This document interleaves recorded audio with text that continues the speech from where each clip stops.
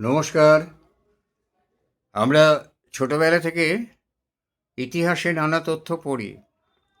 এখন সন্ধ্যা নয়, আমার রাত্রি হয়ে গেছে।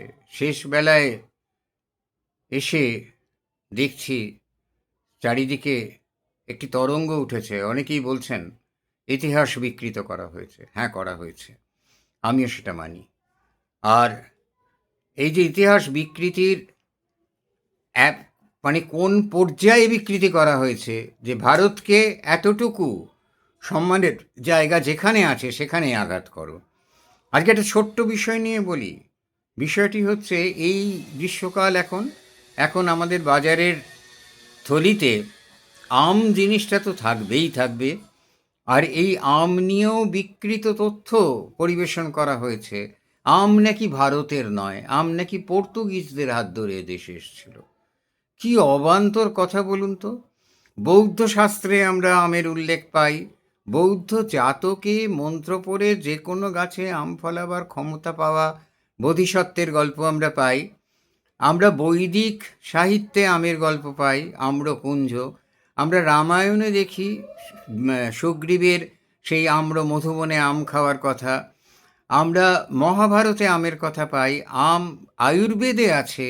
আমাদের পূজা বিধিতে আম্রপল্লব সৃষ্টির আদি থেকে ব্যবহার হচ্ছে। অথচ আম নাকি ভারতীয় নয়। ঐতিহাসিকরা এই ভুল তথ্যকে, ঔপনিবেশিক শাসন ব্যবস্থার ঐতিহাসিকেরা এই ভুল তথ্যকে যুগ যুগ ধরে পরিবেশন করেছেন। তারপরে যখন ভারত স্বাধীন হয়, ছদ্মবেশী হিন্দুরা সেই ভুল তথ্যকেই ইতিহাসে বহাল রেখেছেন। আম নাকি ভারতীয় নয়। আচ্ছা, আম্রপালি এলো কোথা থেকে? আম্রকুঞ্জে যার জন্ম, সে আম্রপালি কোথা থেকে এলো? আম ভারতের বাইরে থেকে এসেছে, এই ধারণাটি ঐতিহাসিক এবং ভৌগোলিক তথ্যের বিচারে ভুল। না, ভুল নয়, ইতিহাস ভুল নয়, ইতিহাসকে বিকৃত করা, রূপ করা হয়েছে। ভারতের কিছুই ছিল না প্রমাণ করার জন্য। প্রাচীন বৌদ্ধ গ্রন্থ সনাতন শাস্ত্রে আমের উল্লেখ আছে। বিজ্ঞান ইতিহাসে প্রমাণ, বৈজ্ঞানিক এবং ঐতিহাসিক প্রমাণ অনুযায়ী আম ভারতীয় উপমহাদেশের আদি ফল। উত্তর পূর্ব ভারতের অবিভক্ত বাংলা এবং মিয়ানমারের সীমান্ত এলাকায় প্রায় 4 থেকে 5 হাজার বছর ধরে এই ফলের চাষ হচ্ছে।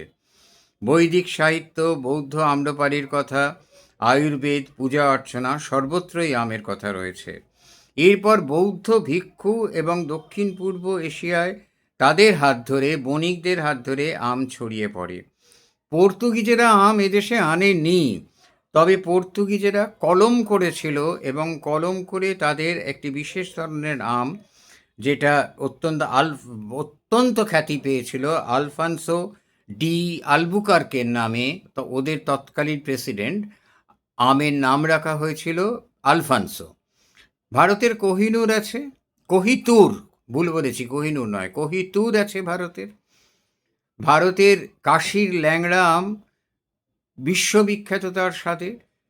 আলফানসোর স্বাদ নিশ্চয়ই ভালো, কিন্তু তবু আলফানসোকে অনেক বেশি ঐশ্বর্যমণ্ডিত করে দেখানো হয়েছে, যেহেতু বিদেশি শাসকেরা সেই সময় এই ভারতের ইতিহাস লিখতে গিয়ে ফলকেও বাদ দেয়নি। বাবর নামাতে কি লেখা আছে?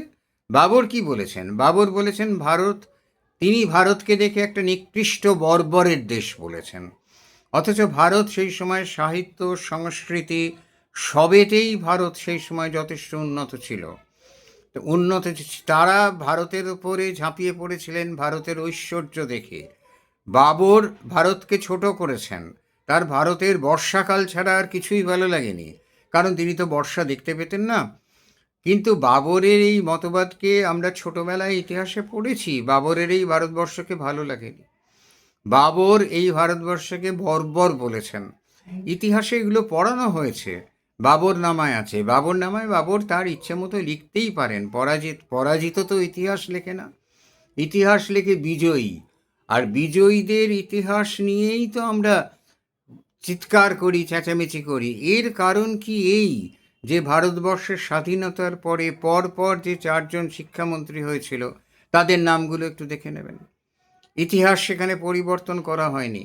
কিন্তু ইতিহাস পরিবর্তন করা হয়নি, বাবর ভারতবর্ষকে বর্বর বলেছেন, সেসব তো অনেক বড় কথা হলো। কিন্তু সামান্য একটা ফল, আমের মতো একটা ফল, আম সামান্য ফল না, ফলও শ্রেষ্ঠ। আম পূর্ণতার প্রতীক। আমকে আম গাছ থেকে পূর্ণ হলে ঝরে পড়ে বলে আমের আর এক নাম চ্যুত। আম্রপল্লব সম্পদের প্রতীক, সেই জন্য ঘটের মাথায় আম্রপল্লব দেয়া হয়। ঘটে আম্রপল্লব দেওয়ার অর্থই হচ্ছে যে ঘটকে সম্পদে পূর্ণ করো আমাদের, সেই জন্যে আমের পল্লব দেয়া হয় ঘটের মাথায়। আম খুব একটা সাধারণ ফল নয়, মহার্ঘ ফল, চিরকালই রাজারাজরা বাদশাদের। শুনেছি মুর্শিদাবাদ থেকে দিল্লির বাদশার উদ্দেশ্যে আম পাঠানো হতো হাতির পিঠে করে। এহেন আমকে কি ভারতীয় বলা যায়? যদি ভারতীয় বলা যায় তাহলে তো আমের গৌরবের সঙ্গে ভারতীয়দের গৌরবও বেড়ে যায়। ভারতীয়দের গৌরব বাড়া, নৈব নৈব চ। আর সেই ভারতীয়দের গৌরব বাড়তে না দেওয়ার পেছনে যে ছদ্মবেশী হিন্দু মানুষটি ছিলেন, সেই মানুষটি যে ইতিহাস, সেই সময়কার যে ইতিহাস তৈরি হলো, ইতিহাস রচনা হলো, সেই ইতিহাস কিন্তু প্রকৃত ইতিহাস রচনা হলো না। চণ্ডাশোককে দেখাবার জন্যে অশোক প্রথম জীবনে অত্যাচারী ছিলেন, অস্বীকার করে না কেউ। কিন্তু চণ্ডাশোকের কাহিনী যত বড় করে লেখা হলো, শাহজাহানের হত্যা উৎসব তো ততখানি করে লেখা হলো না। অরঙ্গজেব যে টুকরো টুকরো করে মানুষকে কেটে জলে ভাসিয়ে হত্যা করতেন, সে কথা তো লেখা হলো না তত বড় করে। একথা তো বলা হলো না গরম সাঁড়াশি দিয়ে বিশেষ একটি হিন্দু ধর্মের একজন ধর্মগুরুর শরীর থেকে মাংস ছিঁড়ে ছিঁড়ে তাকে হত্যা করা হলো। একথা ইতিহাসে আমরা ছোটবেলায় পড়িনি, পরবর্তীকালের বর্ধিত ইতিহাস থেকে এগুলো জেনেছি। কোথাও বলা হলো না কোমর অবধি গেঁথে রেখে কুকুর দিয়ে খাওয়ানো। এই কাজগুলো, এই বর্বরতাগুলো যারা করলেন, তাদের প্রথম যিনি এসছিলেন তিনি বললেন ভারত বর্বরের দেশ বাবর নামাতে। আর সেই বর্বরতার কথাই লেখা হলো বিরাট করে আমাদের ইতিহাসে, যে ভারতে কিচ্ছু ছিল না, ওরা সব নিয়ে এসছে। এমনকি সাধারণ আমার একটা জিনিসে আমার আপত্তি আছে, আমি জানি না এটা, কিন্তু আমি কোথাও পাইনি যে এটা সমর্থনে, আমার সমর্থন পাইনি আমি, তবুও আমি আপনাদের জিজ্ঞেস করছি। আচ্ছা বলুন তো, একটা তরমুজ কতদিন কাঁচা থাকে? আর তখনকার দিনে যে প্রযুক্তি ছিল, তরমুজকে ওই সংরক্ষণ থেকে বা ওই সব মধ্যপ্রাচ্য থেকে উটের পিঠে, হাতে ঘোড়ার পিঠে বা যা করেই হোক, বা আফ্রিকা থেকে নিয়ে আসা সম্ভব ভারতবর্ষে? বীজ নিয়ে আসা যেতে পারে, বীজ নিয়ে এসে এখানে ফলানো যেতেই পারে, কিন্তু সে বীজ তো সারা পৃথিবীতে ছড়িয়েছে, সব জায়গার বীজ সব জায়গায় গেছে। কিন্তু তো এই সমস্ত ফল ফসলগুলো ভারতের বাইরে থেকে এসছে। ভারতীয়রা কন্দ খেত কিন্তু আলু চিনত না, হয়তো এই গোল আলু হয়তো ছিল না ভারতে। এখন হয়তো বলছি কেন, কিছুদিন আগেও বলেছি নিশ্চয়ই ছিল না, কিন্তু এখন হয়তো বলছি এই কারণ আমের এই সত্যটা প্রকাশ পাচ্ছে, আমরা দেখতে পাচ্ছি। তাহলেই দেখুন, এই যে একটা আমাদের ইতিহাসকে সামান্য ফল দিয়ে যেখানে বিকৃত করা হয়েছে, সামান্য ফলের ক্ষেত্রে যেখানে বিকৃত করা হয়েছে ইতিহাসকে, অথচ আম কিন্তু আমাদের দেশে নতুন ফল নয়। বৌদ্ধ জাতকে সেই আমের গল্পটা ভেবে দেখুন, যেখানে একজন চণ্ডাল মন্ত্র দিলেন একজনকে যে তুমি যে কোনো গাছে আম ফলিয়ে দিতে পারবে, কিন্তু গুরুর নাম অস্বীকার করো না।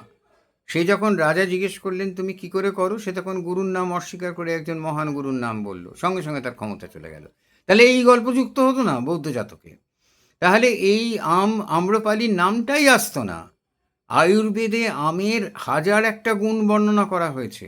আমের কষ, আমের পাতা, আমের শেকড় বহু রোগের নিরাময় হয়। চড়ক সুশ্রুত কি বাবরের কাছ থেকে শিখেছিল? বোধহয় না, আমার তো ধারণা বাবরের কাছ থেকে শেখেনি। যাই হোক, ইতিহাসের বিকৃত রূপ আশা করব আমরা বেঁচে থাকতে, আমি হয়তো হবে না, কিন্তু ইতিহাসের বিকৃত রূপ একদিন নিশ্চয়ই সংশোধিত হবে, কারণ ইতিহাস কখনোই মিথ্যাকে প্রশ্রয় দেয় না। নমস্কার।